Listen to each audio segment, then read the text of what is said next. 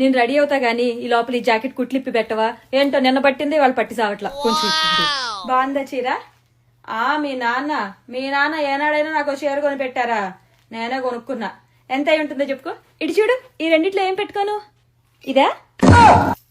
ఇప్పుడేం కనిపించట్లేదు. నేను నిన్న చెప్పా ఫంక్షన్ కావాల్సిన అన్ని తీసి జాగ్రత్తగా పెట్టుకో అని. అమ్మ అన్ని రెడీ అన్నావు, ఇదేనా రెడీ అంటే?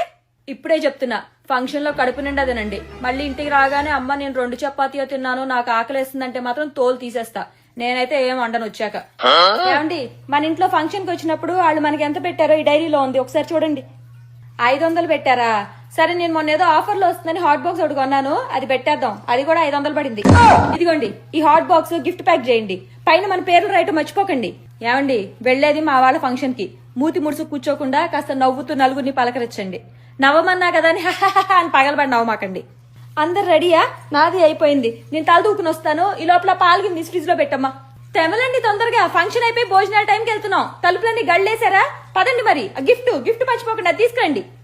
ఇగో ఈ తాళాలు తీసుకెళ్లి ఆంటీకి ఇచ్చేసి సాయంత్రం వస్తాం. అప్పుడు దాకా ఇల్లు చూస్తా ఉండమని చెప్పు.